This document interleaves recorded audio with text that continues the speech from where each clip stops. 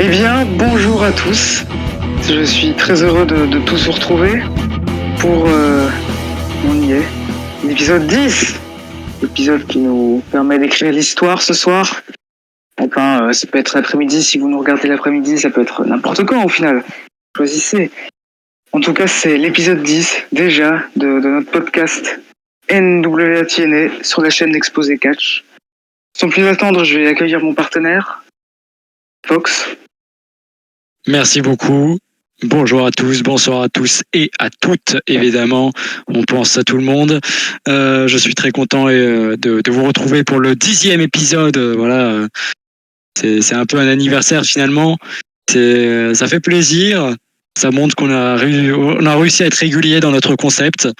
Donc, que dire de plus, à part qu'évidemment, nous sommes le 21 août 2002. Alors, pas voilà, mais vous avez compris, évidemment. Au Nashville, Tennessee, aux États-Unis, USA, Tennessee States Fairgrounds, avec les commentateurs Mike Tenay, Don West et juste ça, voilà. Parce qu'il n'y a pas de Ferrara. Ferrara nous manque. Il nous manque, voilà, je vais le dire. Le show qu'on va voir a beaucoup souffert du manque de Ferrara, je trouve. Enfin bref, on en reparlera. Effectivement, parce que on parle d'histoire, on parle de l'épisode 10. Hein, la semaine dernière, on parlait d'un épisode très décevant, très plat. Cette semaine, le début du show, rien que ça va nous prouver le contraire. Car dès le début, on a Jerry Lynn et Jay Styles qui partent dans leur série de 3 matchs qui comptaient se dérouler ce soir. Alors, la semaine dernière, on n'avait pas trop compris le but du match. J'avais embrouillé un peu. On était un peu comme des cons. On aura 3 matchs entre nos 2 adversaires ce soir. Le premier match étant un False Continuer. Le deuxième, un No Disqualification match. Et le troisième, s'il y a besoin d'un troisième pour les départager, un Ironman match de 10 minutes. Totalement, effectivement. Sans plus attendre, on a le tout premier des matchs de la série qui débute, donc si vous avez bien suivi, le False Continuer. Et c'est sans plus attendre que je vais te laisser en parler. Alors, tout d'abord, ça va se battre aux abords du ring. Donc, ça va te mettre des ATMI à l'extérieur, des échanges d'ATMI, des échanges de form smash. Donc, ça va un peu se mettre sur la gueule. À un moment donné, Jerry, il t'écrase les couilles de AJ Styles contre les barricades. Voilà, il te propulse contre. Donc, voilà. Ça se bat un peu dans le public. À un moment, AJ Styles, il te propulse Jerry Lynn entre des barrières, enfin entre des sortes de barrières, je sais plus comment ça s'appelle. Et AJ Styles, il va passer au-dessus des barrières. Donc en gros, ils sont au-dessus des escaliers, enfin ils sont dans des escaliers dans le public. C'est pour monter, j'imagine, en haut des gradins. Et en fait, AJ Styles va te faire un somersault plancha en s'aimant des barrières sur Jerry Lynn, donc c'était très stylé. On remonte un peu sur le ring. Alors, c'est un peu un truc qui me dérange. Et on va en reparler même plus tard dans le show. AJ Styles va tomber. Jerry Lynn attrape les cordes. Rob break. Alors de base ça me dérange. Sauf que vu que la semaine dernière, en gros, Jerry Lynn avait dit non mais moi je veux un autre disqualification. Du coup, je trouve ça cohérent. Genre False Continuer, du coup, ça veut pas forcément dire que tu peux. Voilà. Mais on en reparlera parce que finalement, ma théorie de pendant le match n'a pas vraiment fonctionné. Donc. C'est pas grave. Très beau offense suplex neckbreaker de AJ Styles en s'aidant des cordes. AJ Styles va te faire un head scissors pour faire passer Jerry Lynn par-dessus la 3e corde. Jerry Lynn, donc là on remonte un peu sur la rampe d'entrée. Il va te faire un super bulldog depuis la rampe d'entrée sur les bordures d'une table. Il fait le tomber simplement 2. Alors tentative de Styles Clash. Jerry Lynn, il te fait passer AJ Styles au-dessus, back body drop. Jerry enchaîne avec son pile driver. 1, 2, 3 pour la victoire. Très bonne première manche, j'ai trouvé. Ça a permis directement de lancer les hostilités entre les deux. Donc pour l'instant, on est à 1-0. Et qu'est-ce que tu en as pensé du tout ? Effectivement, j'allais dire un très bon match pour commencer. J'ai beaucoup aimé, franchement. On sait que les deux, l'un contre l'autre, délivrent. Et ils nous le prouveront encore une fois ce soir dans ce premier match. Alors un truc que j'ai oublié de préciser avant de te laisser partir dans ton explication, dans ta description plutôt, c'est que le gagnant de la série des 3 matchs affrontera Loki pour le titre X-Division. Voilà, Totalement. l'info que je donne en plus. Donc voilà, Jerry Lynn qui remporte cette première manche. Eh bien, partons vers la suite de ce match qui se déroulera au fur et à mesure du show. Ouais, effectivement. Dès maintenant qu'on part en coulisses pour la première fois, enfin même la seule fois de la première heure, avec Goldilocks qui interview des hommes qu'on n'a pas vus depuis longtemps, à savoir Chris Harris et James Storm. On a James qui nous dit ah ouais, personne ne peut rivaliser avec un cowboy. On a Chris qui le coupe qui fait non mais arrête mec, on arrête l'interview. Arrête ça franchement. Juste pour une nuit sans ces conneries. Alors réfléchis une seconde. Sois normal mec. Que si on n'a pas été ici depuis plusieurs semaines, c'est à cause de cette gimmick ridicule. Ce soir, tu sais qu'on va affronter Ron Harris et Brian Lee. Est-ce que tu sais ce que ça représente comme challenge? Et donc on a James qui lui a dit alors ouais, un cowboy. Et là t'as les adversaires qui les coupent, évidemment. Il commence à les insulter, tout ça. On a James qui continue de faire des refs au cowboy, qui fait ouais, un cowboy, machin, mais mes grosses couilles, pardon. Je viens très vulgaire. Et on part en match. Alors que Chris, il fuit son pote, vraiment. Tu vois vers la fin de l'interview que le mec qui se barre, il a pas envie d'être avec le mec qui fait ouais, alors un cowboy, faut pas trop chauffer, sinon il sort son Glock. Et donc on a nos participants qui font leur entrée, à savoir James Storm, Chris Harris, en face de Ron Harris, Padon et Brian Lee. Je vais te laisser parler de ce tag team action match. Alors, ah oui, non, merde, t'as l'accent. James et Brian vont commencer le match en tant que les hommes légaux. Construction basique, j'ai trouvé au départ, donc les faces qui dominent. Les faces qui dominent. Tu parles d'adversaires légaux et après tu parles de construction. Oh, c'est drôle hein, quand même. Effectivement. Alors, construction basique des faces qui dominent au départ. Donc les heals qui vont du coup tenter d'user des tactiques pour reprendre l'avantage. Donc ça c'est basique, genre des coups de genoux en fakeant une prise de contact en gros. Travail en équipe de Chris et James avec un back body drop vers l'extérieur alors que Ryan Lee et Ron Harris sont à l'extérieur pour mener un cross body de James Storm. Si je dis pas de conneries, c'est James Storm. Alors, à un moment donné, ce qui va redonner l'avantage au heel, très joli contre de Brian Lee en Tombstone Pile Driver, ce qui va mener du coup à la hit sur Chris Harris, tout particulièrement. Donc comme quoi, James Storm n'a peut-être pas tort de faire le cowboy. Du coup, on part au tag de James Storm. On part du coup pour le comeback. Et là, Brian, comment dire ça tout simplement, un fan, tu sais, on va dire qu'il était en train d'encourager. Il l'attrape, il le jette, voilà, il le fait passer aux abords du ring et il le frappe sa mère. Il l'attaque et il lui encule, on sait pas pourquoi, tranquille, c'est gratuitement, c'est totalement gratuit, voilà, c'est livré à la poste, on sait pas pourquoi, c'est genre, voilà. Du coup, Ron est distrait, près des cordes, Diving Bulldog de Chris pour le cisailler avec les cordes, James, qui était derrière et qui était l'homme légal, passe derrière avec un roll-up, le compte de l'arbitre, 1, 2 et 3. Voilà, les faces qui gagnent, match correct, même si assez basique dans l'exécution, comme j'ai dit directement en début d'explication, de résumé. Fin, c'est bizarre, mais passage à tabac des heals après le match, une façon de les protéger. Nous allons dire ça comme ça finalement. Qu'est-ce que tu en as pensé malgré franchement, j'ai pas détesté. J'ai pas détesté du tout. Ça passait bien. Ouais, c'est match correct. C'est vraiment match correct. On crache pas dessus, quoi. Ça fait zizir. Exactement. Et donc, après le match, on a les heels qui attaquent les gagnants et ils portent tous les deux une edge bomb. Une edge bomb, c'est comme le finish de The Family actuellement à NXT, là, Tony D'Angelo et Channing Stex Lorenzo. Bah, ok, Ils en portent une sur Chris Harris, une sur James Storm et se cassent. Donc on a une transition danseuse et on part avec un homme très important. Il est Sonny Siaki. Et Sonny Siaki a dit de faire son entrée. Alors que Sonny Siaki va affronter José Estrada. Non, il va affronter juste Jimmy Young. Jimmy Young, pardon. Jimmy Young. Alors qu'il est accompagné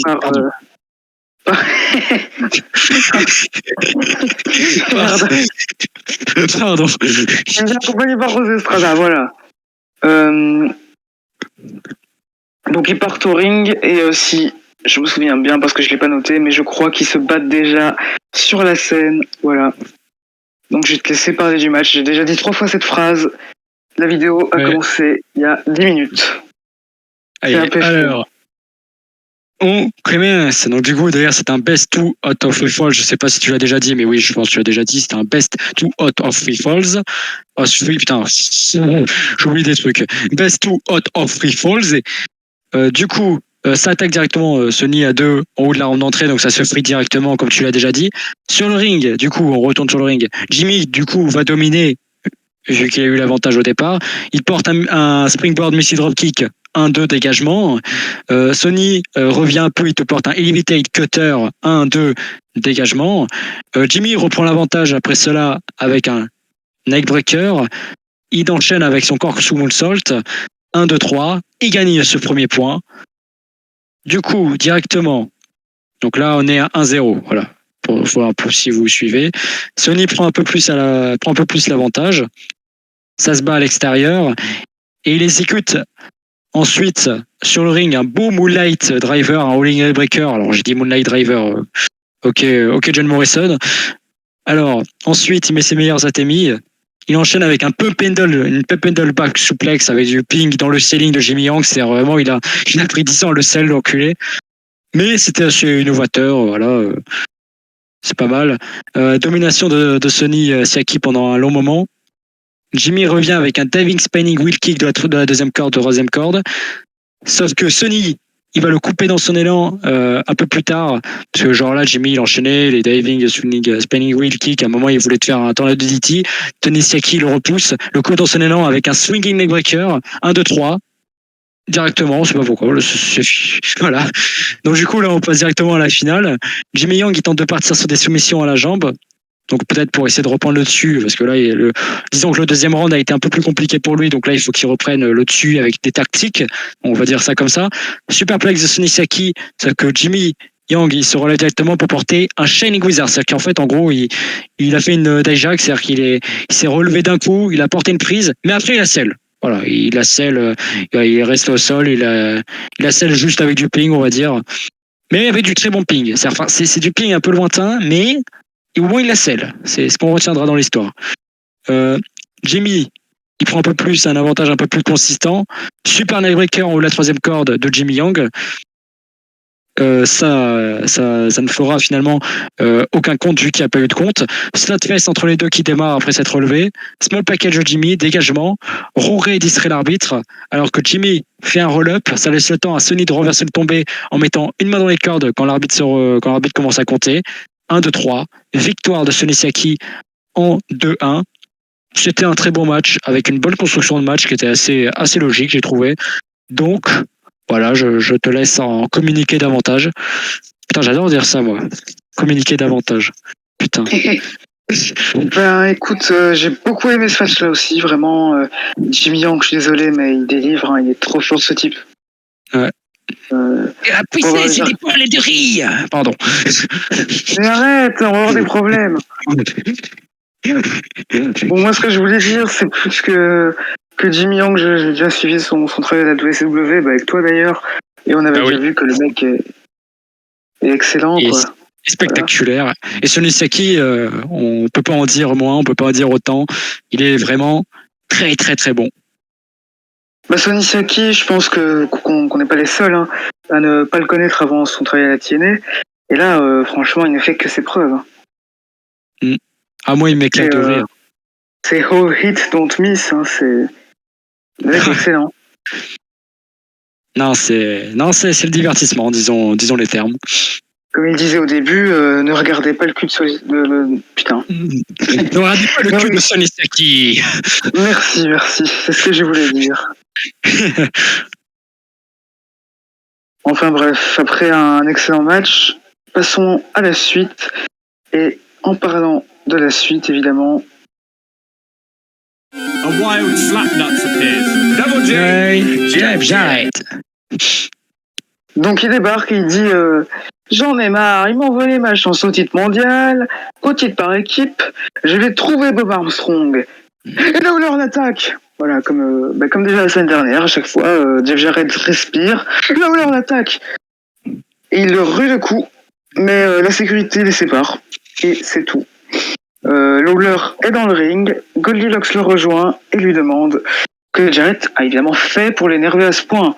Et il nous répond, on attendait enfin la réponse, et il dit sors des rings, sors! Vous voulez savoir ce qu'il a fait? cuisine. Pardon. Pas le temps, parce que Slash vient l'attaquer. Apparemment, il vient d'en dessous du ring, d'après les commentateurs, et ça lance un match. On n'a pas le droit de souffler, on n'a pas le droit de respirer. Donc, allez, parle-nous du match. Hein.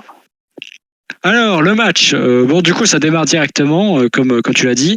Slash, il va un peu dominer, mais à un moment donné, du coup, le sol est découvert, l'extérieur du ring, c'est-à-dire qu'on y voit le béton. Et du coup, ça va profiter à Brian qui va porter un back body drop sur le sol, ce qui va un peu inverser la tendance du match, qui est, bon, courte tendance, parce que c'est au bout de 1 minute, 2 minutes, quoi. À un moment donné, Brian Lawler, il est... au sommet de la rampe d'entrée, il te porte un running bulldog.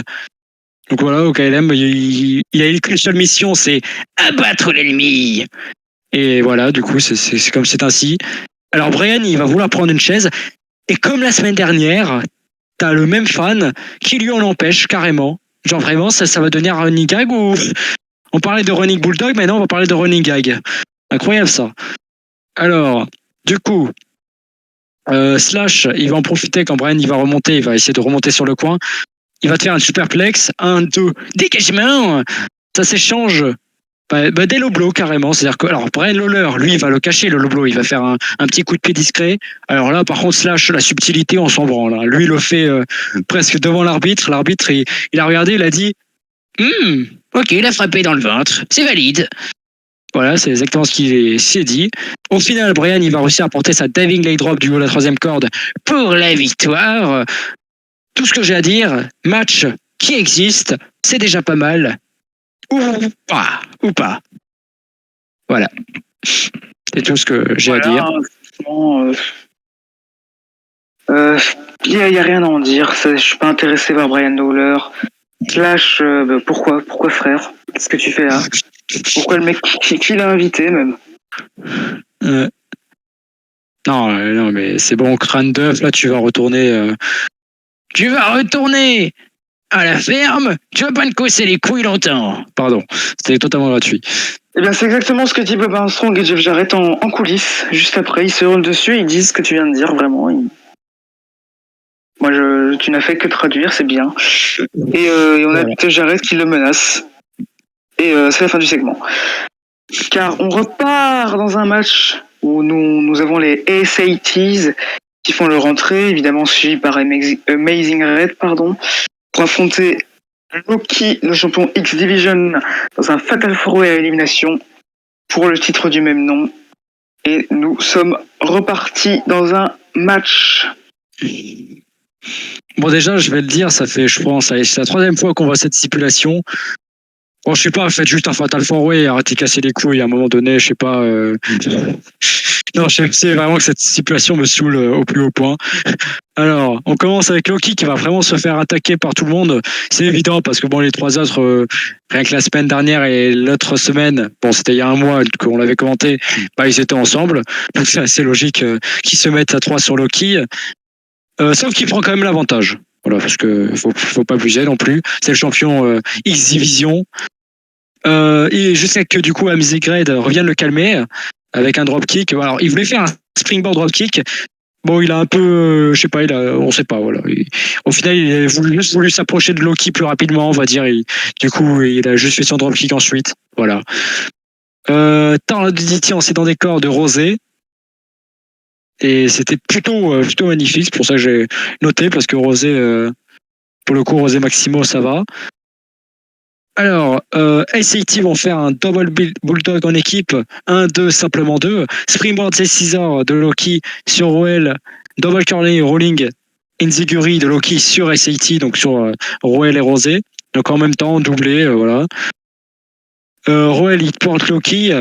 diving double footstomp de Rosé sur Loki, comme d'habitude. Donc en gros, là, c'est leur enchaînement en équipe qu'ils font souvent. Mais Amazing Red, lui, du coup, va vouloir les suivre comme ils le font d'habitude, sauf que lui, il va porter un diving au Canada directement sur Rosé après. Donc c'était gratuit. Ensuite, très beau travail en équipe encore de SCT. Parce qu'ils vont faire un reverse catapulte pour mener un jumping neckbreaker. Donc c'était pour le coup très stylé. Amazing Red, il va réaliser un diving Hurricanrana sur Rowell, un diving teaser sur Rowell qui était sur les prônes pour le projeter sur Loki Rosé à l'extérieur. Donc c'était pour le coup c'était très bien, voilà, c'était pas mal. On enchaîne avec Loki qui propulse Amazing Red en kick crusher sur tout le monde à l'extérieur du ring. Ah bah d'accord. Ensuite, Top Conilo de Loki pour enchaîner, décidément. Rowell, il fait un très beau face crusher sur Amazing Red en partant en powerbomb. 1, 2, simplement 2, donc on retourne sur le ring là. Puis on enchaîne avec un Tiger faire tele-ending sur Rosé et parvient à l'éliminer. Sauf que, alors, voilà, il y a un système de tag et tout. C'est pas très clair parce que, du coup, pour expliquer un peu, en gros, Rowell, il te fait d'abord un tombé sur Amazing Red et après, il te fait un tombé sur Rosé. Ok, c'était bizarre. Ça s'enchaîne. Du coup, Insane Red Drop de Amazing Red sur Rowell. 1, 2, 3. Du coup, il nous reste une finale Red et qui. Du coup, Loki, il va vouloir, vers les finales, du coup, vouloir tenter un kick crusher de la 3e corde. Premièrement, ça ne passe pas, mais il le retente une 3e fois. Et ça passe. Une 2e fois et ça passe. Il fait le tomber.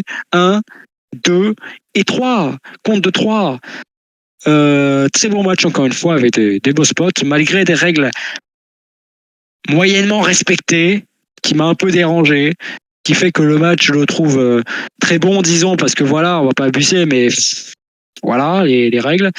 Par contre, Loki, il se confronte qu'à des gens qui sont en équipe, qui sont de base en équipe, on sait pas pourquoi, c'est son passe-temps en fait. On a un peu plus protégé les éliminations comparé au match face au Flying LV6, j'ai trouvé quand même si à la fin on a vraiment déroulé. À la fin on a dit bon, maintenant on n'exagère pas là, faut aller vite les gars, on y va franchement. Donc voilà, c'est tout ce que j'ai à en dire concrètement. Je te laisse la parole. Très très bon match, franchement. Un très bon, une très belle, une belle manière de montrer la X-Division. Par exemple, la SATs, là, Amazing Red qui fait encore ses preuves. Loki qui montre qu'il n'a rien à envier au main eventer. Franchement, j'ai beaucoup apprécié. Excellent match. Ouais, effectivement. Je recommande. Repartons en coulisses avec Goldilocks qui interviewe le champion mondial The Truth, Ron Killings. Et Ron Killings lui dit « Titre, défense, des différences entre Monty et moi. Laisse-moi te dire quelque chose, ma petite. Monty devrait être là, en train d'embrasser mon cul de noir. On était des esclaves. Plusieurs centaines d'années plus tard, j'ai changé la scène catchesque afro-américaine. Mais tu sais quoi? Monty devrait me remercier et pas tenter de prendre mon titre. Monty, comme je l'ai souvent répété, noir, blanc, brun, à pois, je m'en fous. Si tu veux mon titre, tu devras me tuer. Tu sais quoi, j'ai réussi un rêve. Et dans ce rêve, mon pied chutait la poussière de ton sale cul. Donc maintenant, on se voit dans ma maison. On se voit dans l'asylum. Et après cette promo, il s'en va. Alors qu'on nous montre dans le public April Hunter, une bodybuildeuse qui a accepté le challenge de Misty et Bruce. Alors que, par contre, là, c'est pas du Misty et Bruce, c'est du sérieux. Monty Brown avec un E et pas un Y. C'est parce qu'ils ont fumé les graphistes de TNA. Ils sont dyslexiques. Dans le graphisme que vous verrez à l'écran au moment où je vous parle ou pendant le graphique de l'entrée, dans les deux cas, ils ont mis un E à la place du Y, voilà, dyslexie. Par contre, il affronte Ron Killings, le champion. Et après cette parenthèse, je te laisse parler du match.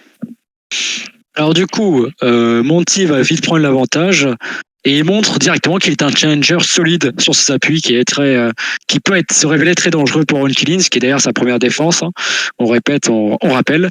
Ron revient en expulsant directement Monty du ring et va partir en somersault plancha. Pas comme en 2022, il ne se blesse pas. Voilà, il est tranquille et voilà, il a bien atterri. Ça se bat un peu plus à l'extérieur. Ron a l'avantage. Mais à un moment donné, tu as une overhead Billy to Billy suplex de Monty à l'extérieur. D'ailleurs, on dirait, a fait un peu glisser Ron sur la tête, à deux doigts de faire une biggie 20 ans en avance, comme quoi, c'est voilà. Ça profite du coup de cut-off pour mener à Monty Brown qui va reprendre l'avantage à petit feu. Sauf que Ron va réussir un peu plus tard, avoir l'avantage, il va porter un flight liner, enchaîné avec un David Leg drop depuis la troisième corde, 1-2 dégagement au compte de 2. Malgré que Monty soit très puissant, Ron arrive en fait à chaque fois à le couper, qui sert un peu d'histoire au match, un peu de storytelling, et ce qui montre quand même que le champion on a quoi. C'est un champion, il sait ce qu'il fait, il maîtrise son jeu comme on dit. Donc chaque tentative de comeback de Monty est un peu gâchée par le champion. Monty revient peu à peu, il va te porter une sap suplex, il enchaîne running power slam, big splash, dégagement au compte de 2, astick drone un peu plus tard pour le couper encore une fois dans son élan. 1-2 dégagement au compte de 2. Donc ensuite, Monty Brown il tente sa flash bomb. Killings il va retenter aussi un de ses finishers. Donc en gros chacun tente son finisher. Ron le renverse à un moment donné et en fait il va le renverser avec un sunset flip. Mais bon, c'était un peu botché, disons. Donc en gros en fait Monty veut faire sa flash bomb, sauf que Ron le renverse avec un sunset flip un peu lent. Un peu mou du cul, disons. 1-2-3, victoire de Ron Killings qui conserve son titre, pas vraiment en volant la victoire, parce qu'au final, il a quand même fait un bon match, si on regarde bien. Enfin, un peu botché, mais match pas si pire que ça, j'ai trouvé quand même.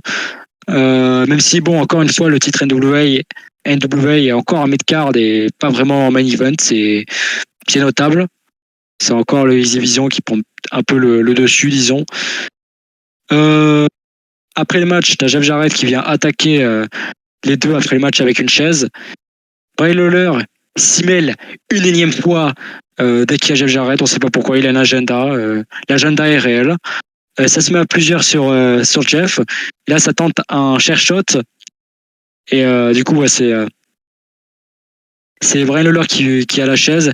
Ça veut mettre un coup de chaise dans la tête sur Jeff, sauf qu'en fait Jeff il va tirer Ron Killings pour qu'il se le prenne, ce coup de chaise dans la gueule. Du coup il est KO, il s'enfuit avec la sécurité, les arbitres qui débarquent, les autres ils tentent de le poursuivre, ça ne marche pas et c'est tout ce que j'ai à en dire. Je te laisse en communiquer de ton avis. Eh bien exactement, le match m'a beaucoup plu parce qu'on a une opposition très rapide, c'est vraiment très dynamique, on n'a pas le temps de respirer. Déjà, ça s'attaque avant même que le match commence. Ça s'envoie à l'extérieur, ça tente des alpha bombes sur la table des commentateurs. J'ai beaucoup apprécié, voilà. L'aftermatch est plus ou moins intéressant, voilà, disons. Donc franchement, d'ailleurs, disons les termes. C'est peut-être le meilleur match qu'on ait vu du côté du championnat NWA. On va pas se le cacher. Bien, je vais te corriger en disant que c'est pas peut-être, mais c'était vraiment le meilleur. Franchement, merci. Voilà, ça fait plaisir. Merci Ron Killings, merci Monty Brown pour les travaux. C'est tout ce que ça fait plaisir. Ça fait vraiment saisir. C'est très cool, très très cool. Bien, pour la suite, A Wild Godly Locks appears en interview avec Jerry Lynn, qui lui dit que son avantage de vétéran va l'aider. Alors que derrière lui, sur vraiment une espèce de table, il y a le X-Division qui est posé là backstage, random, on sait pas pourquoi. Mais bon, c'était peut-être pas prévu qu'il soit filmé. Alors que AJ Styles l'attaque, voilà, c'est parti, AJ Styles l'attaque. Le second match commence, c'est parti. No disqualification match, manche 2 du 2 out of 3 Falls Series. Je vais te laisser une nouvelle fois parler de match. Hey, alors on y revient. Du coup, ça va évidemment commencer sur la ronde d'entrée. Ça se met sur la gueule jusqu'à monter sur le ring. On vient chercher et placer une table en dehors du ring ensuite. Jerry Lynn, putain, je parle trop. Jerry Lynn renverse la table pour ne pas y passer à travers. Et du coup, il va éclater la tête de AJ Styles dessus, il ramène une chaise sur le ring et il se fait balayer par AJ Styles qui va ensuite enchaîner avec un jumping leg drop pour empiler Jerry Lynn finalement. La chaise ensuite est posée sur le turnbuckle. AJ Styles va tenter de projeter Jerry Lynn contre, sauf que c'est Jerry Lynn qui va l'esquiver, catapulte du coup contre la chaise, contre celle-ci. Simplement 2. Ensuite, roping and leg drop de Jerry Lynn sur AJ Styles entre les cordes. Du coup, on enchaîne encore. Springboard, spinning back kick. Donc en gros là, ils étaient près de la table, parce que du coup, Jerry Lynn, auparavant, il avait replacé la table. Et là, ils étaient près de la table, ils voulaient faire quelque chose. Et en gros, j'avais justifié quelque chose en disant rope break, voilà, First Anywhere, il y a un rope break parce que la dernière fois, ils voulaient un autre disqualification voilà, spécifique, comme si voilà, First Anywhere, c'est pas vraiment un autre disqualification, c'est juste tu peux faire le tomber partout. Bah, j'ai rien dit parce que du coup, en fait, il y a quand même un rope break dans ce match. Donc après un springboard spinning back kick de AJ Styles, il y a un rope break. Voilà, j'avoue, ça me dérangera toujours ce genre de, ça va toujours me déranger quoi. Ça fait toujours un peu chier. Aucun sens cette fois-ci, vraiment. Double clothesline au centre du ring. C'est cette flip de Jerry Lynn ensuite un peu plus tard sur AJ Styles, sauf que en fait il portait la chaise en même temps, c'est-à-dire il avait la chaise pendant cette flip et il va porter un coup dans la tête directement. Il tente de tomber 1 et 2 et 3. Non, dégagement au compte de 2. Il retente un coup avec gros dropkick de Jerry Lynn pour le couper. 1, 2, dégagement. Du coup, la foule depuis le début du match, elle avait vu une table, elle fait que de penser à ça, donc du coup, et ça chante We want table. Voilà, tout simplement. Elevated, Roping, Corner DDT de Jerry. Et en gros, en fait, ce qui est assez flagrant, c'est qu'en gros, il avait placé une chaise. Et je pense que c'était pour que le DDT finalement passe sur la tête, voilà, place sur la chaise quoi. C'était bon, ça a pas du tout passé. C'était vraiment à 3 cm du truc. C'était bien gênant. 1-2, c'est simplement 2. Super avec Canada de Jerry Lynn de la 13e corde sur la table à l'extérieur. Donc très beau spot. Jerry Lynn le remet sur le ring. 1, 2. Dégagement de AJ Styles. Du coup, AJ Styles qui résiste encore une fois. Jerry Lynn, il va retenter un Canana normal depuis la 3e corde. Sauf que là, AJ Styles, il va le maintenir. Il va le ramener un peu au centre du ring. Et là, quelle confrontation de style! Sur la chaise, il le retourne. 1, 2 et 3. AJ Styles gagne ce round. C'était, voilà, pour parler, un excellent round, donc ça fait 1-1. Qu'est-ce que tu en as pensé avant qu'on passe directement à la suite et avant que je parle du QI de LJ Styles? C'est ma manche préférée, franchement, j'ai beaucoup aimé. J'ai adoré, franchement, génial. Je vais te laisser parler de l'Ironman match, la 3e manche, c'est parti, sans ralentir. Alors, effectivement, bien sûr. AJ Styles, il a 69 478 de QI, genre vraiment. Il va directement faire le tomber. 1, 2, 3, 1-0. Il refait le tomber. 1, 2, 3, 2-0. Genre là c'est le QI ultime. Hein. C'est évidemment le mec, il est KO après un stage clash directement sur une chaise, c'est évident. Il tente une 3e fois, 1, 2, dégagement de Jerry Lynn quand même, on va pas abuser, sinon il n'y a pas de match. J'avoue que sur le coup j'ai l'impression d'être sur Touquet en fait, tu sais, où ton adversaire est assez KO pour que tu puisses faire 20 tomber. Donc voilà, on était sur Touquet carrément, incroyable. Du coup, AJ Styles a évidemment un avantage conséquent, malgré que Jerry Lynn est toujours vivant et tente de revenir. AJ Styles va te porter quelques colliers de tête au sol. Sauf après que Jerry Lynn se soit un peu remis de ses émotions, il va réussir à surprendre AJ Styles de nulle part avec un reverse crusher. 1, 2 et 3. Victoire. Victoire, non. Point marqué de Jerry Lynn de 1 du coup. Il porte ensuite un leg drop en s'élevant en corde à l'arrière de la tête de AJ Styles. 1, 2, 3, dégagement simplement 2. Ensuite, AJ Styles va un peu revenir. Il va te porter un magnifique crucifix return DDT pour le tomber. 1, 2 et encore 3. 3-2. Putain, AJ Styles qui domine encore une fois totalement son adversaire pour l'instant. Mais en même temps, c'est logique avec la dernière manche. Et là, on entend des Loki, Loki, Loki du public. Et on voit du coup effectivement Loki au sommet de la rampe d'entrée regardant ses deux futurs challengers. Du coup, on y est encore une fois. Jerry, il va te porter un Tombstone Piledriver en renversant AJ Styles, qui était un peu, ma foi, un peu distrait, on va dire. 1, 2, 3, 3-2. Et là, on a Jerry Lynn qui prend AJ Styles et il va évidemment t'exécuter en volant la prise AJ Styles. Confrontation de style. Il fait le tomber. 1, 2 et 3. Quelle humiliation! Quelle humiliation! Nous sommes humiliés. 3-3. Les roll-up ensuite vont s'enchaîner. Parce qu'évidemment, là, maintenant, il faut gagner le match. Là, c'est la gagne, et tout pour la gagne. Geraldine fait un roll-up, AJ Styles se dégage. AJ Styles fait un roll-up, Geraldine se dégage. AJ Styles, enfin, Geraldine refait un roll-up, 1, 2, dégagement.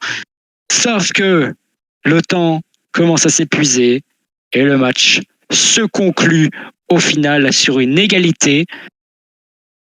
Tout ce que du coup j'ai envie de dire après cette très bonne cette manche, cette très bonne fin, c'est que c'est pas la meilleure manche. C'est-à-dire que dans la totalité c'était très très bon. Genre voilà voilà, mais ça c'était une manche disons logique. Alors je m'attendais pas à plus. C'est la fin de manche logique qui était pour le coup très bien construite. Alors c'est pas la meilleure manche, c'est la troisième dans le top 3 des 3 manches qu'on avait vues. Mais voilà, c'était parfait dans la construction. Donc pour le coup, on a eu un excellent. En fait, finalement, c'était un street stage off L, quoi. Faut pas se cacher, un street stage off L. Du coup, c'était très bien exécuté, très bien construit. Donc pendant tout le show, c'était super. À la fin, Loki monte sur le ring, il vient lever les bras des deux ennemis, sauf qu'il va leur mettre chacun un kick dans la gueule. Voilà, c'était ses petits cadeaux de Noël. C'est bientôt Noël, écoute, ça tombe bien. Sous une foule qu'il aime, hein. Putain, la foule adore Loki, c'est une dinguerie. Et je te laisse du coup communiquer de ce que tu as pensé du match avant de parler de ce qui va s'en suivre. Eh bien, c'est une dernière confrontation assez logique. Ouais. Dans le sens où les deux ont déjà fait 2 matchs l'un contre l'autre durant le show plutôt. Donc forcément les mecs sont crevés, ils vont pas faire une finale où ils font 26 moves. Oui, c'est donc logique. franchement, j'ai dans la totalité adoré ce qu'ils nous ont proposé. Voilà, on finit sur un 3-3 qui est pas mal cohérent finalement. Effectivement. On a Loki, le champion, qui rentre dans le ring. Il vient relever ses adversaires. Il lève leurs bras et kick dans la tête. Kick dans la tête, même pas le temps de lever les bras. Kick dans la tête des deux, il tombe au sol. Il se casse sur la scène, retrouver son titre et son échelle. Et il nous dit: si vous voulez un match pour le titre, vous l'aurez. L'X-Division, ce n'est pas AJ Styles, ce n'est pas Jerry Lynn. L'X-Division est à propos de l'homme qui tient cette ceinture. La semaine prochaine, on joue avec mes règles. Triple ladder match. Et une bonne fois pour toutes, je vais montrer que ce n'est pas la taille du combattant, mais celle de son niveau de combat qui compte. La seule chose que vous pouvez faire, c'est être prêt. Donc, la couleur pour la semaine prochaine est montrée. Don West va nous faire ses petites annonces à la table des commentateurs en hurlant, et donc il nous annonce les échelles de 8 pieds dans un triple ladder match avec 3 des plus grands combattants de la fédération. Alors qu'en coulisses, l'arbitre et frère du Road Dogg ainsi que le fils de Bob Armstrong, Scott Armstrong, frappe à la porte de son père pour lui dire de ne pas faire ce qu'il s'apprête à faire. Alors que Goldilocks est là, il veut interviewer avec son micro et à chaque fois il lui dit: mais dégage, laisse-nous tranquille, c'est des affaires de famille, casse-toi. Il la supplie carrément, mais elle veut pas se bouger et on part dans l'arène où un seul homme débarque. J'en ai rien à foutre. Non, c'est le mauvais, c'est le mauvais. Robert. Double J, Jeff Jarrett. Eh bien, ce n'était pas Sifano qui était mort dans l'arène, mais c'est Jeff Jarrett qui nous dit calmez-vous, c'est la fin de la soirée, le moment pour vous de m'amener la surprise dans le ring pour que je puisse m'en charger moi-même. Et la surprise débarque, attention, C'est le boulet de Bob Armstrong.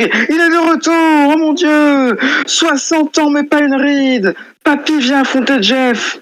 Sauf que Jeff, il le défonce, il le balance contre la barricade, il le tabasse au sol. Sauf qu'au moment du stroke, boulet de Bob Armstrong répond. Il frappe Jeff Jarrett, il le sort du Game Clothesline. Jeff Jarrett, il est choc barre, il recule sur la scène, sauf qu'il se retourne, et que là, c'est boulet de Bob Armstrong avec une chaise. Mais donc, qui était sous le masque? Qui est l'homme dans le ring? Oh mon Dieu, que se passe-t-il? Réponse, la semaine prochaine. Très beau teaser de fin de show. Voilà. Le truc, c'est qu'il y a un truc très drôle, c'est que dès l'entrée, j'ai reconnu le mec sous le masque. Et je sais que c'est pas Bob Armstrong. Et je sais très bien qui est sous le masque. C'est même pas que je sais ce qui se passe, rien. C'est juste, je t'ai reconnu, mec. Tu es cramé. Mais évidemment, je n'en dirai pas plus. Je dirai pas qui c'est. Et mon but n'est pas de vous spoiler. Voilà. Effectivement. La fin du show. Voilà. Petit show. Totalement. Qu'en as-tu pensé?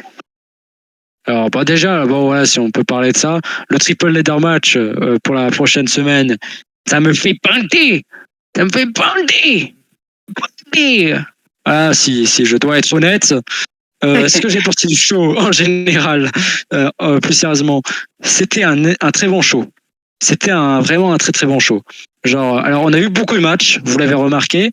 De base, moi, je ferme beaucoup ma gueule et je laisse Yann parler, mais pour le coup, il y a eu beaucoup de matchs cette fois-ci.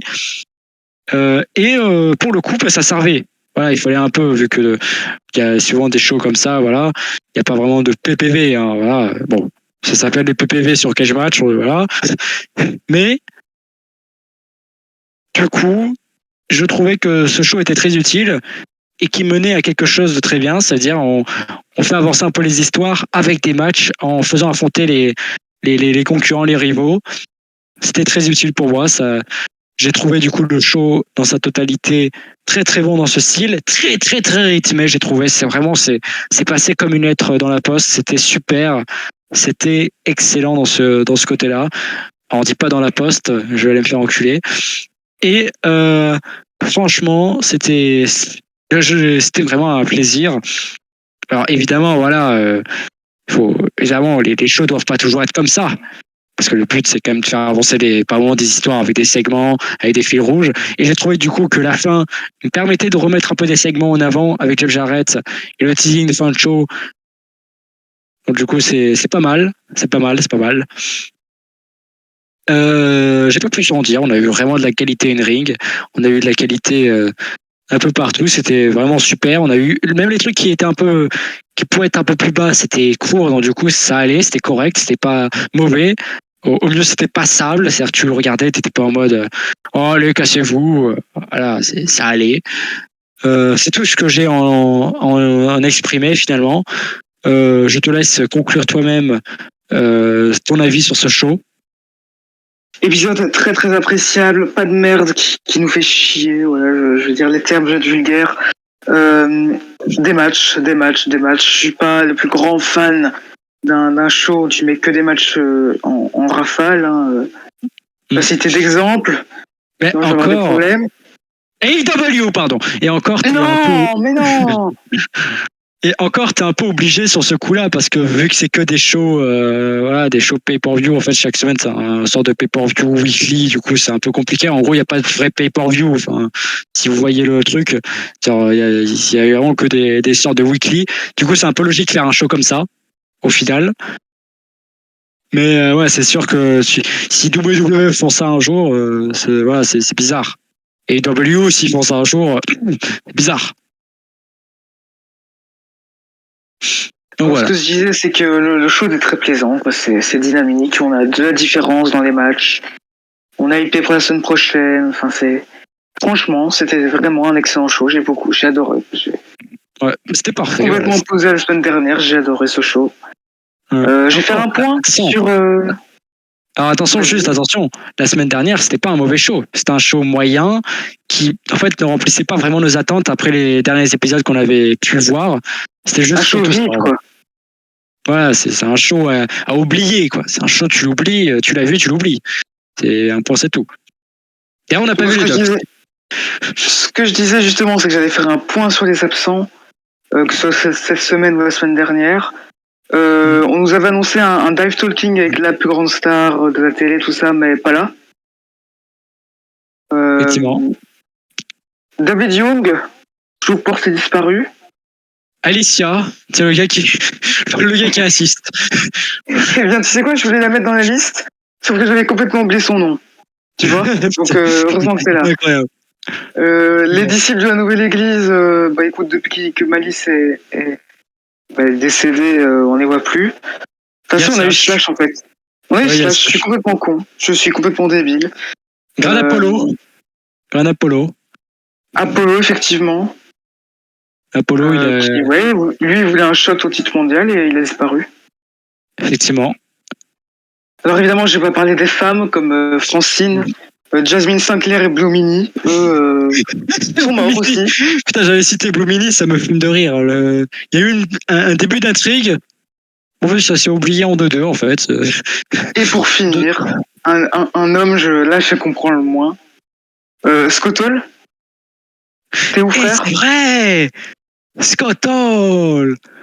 T'es où, frère? Alors, là, je sais pas du tout ce qui se passe avec Scott Hall. Je sais pas s'il revient plus tard, je vais l'avouer, je sais plus du tout. S'il revient un moment, ou si là, il est vraiment en cure de désintox. Moi, j'avoue, ma plus grosse déception, évidemment, c'est qu'on n'ait pas vu Disco Inferno, c'est qu'on n'ait pas vu Ken Shamrock. Oh mais non, Ken Shamrock, c'est fini, tant mieux. Ouais, effectivement. On le revoit pas avant 2019 à la TNA. Le problème, c'est qu'on le revoit. C'est le gars qui exagère. Et encore en 2019, c'était un peu mieux. Oui, ça c'est sûr. Parce que, putain. Il avait 20 ans de plus. Bon, je cherche pas la logique. Bah écoutez, c'est la fin de l'épisode, la fin de l'histoire de cet épisode 10. La prochaine fois, on fêtera l'épisode 25. Voilà, on dira, oh mon Dieu, on aura déjà 45 ans, des enfants, on sera mariés. Incroyable. Non, évidemment, je rigole. Hein. Je serai plus au chômage. Pour dans quelques mois, je pense, dans 2 mois, un truc du genre. 2-3 mois peut-être. Je sais pas, bref, peu importe. Le like, le commentaire, l'abonnement, la cloche si vous avez envie, le petit partage peut toujours servir. Si je n'ai pas encore cité le commentaire pour dire ce que vous avez... ce que vous avez pensé de l'épisode, voilà. Vos suggestions pour les prochaines semaines, peut-être des vidéos que vous avez envie de voir. Hein. On peut toujours s'arranger pour les réaliser. En tout cas, très hâte de vous retrouver pour l'épisode 11. Et sur ce, à la prochaine. Bonne nuit. Shut your bitch ass up!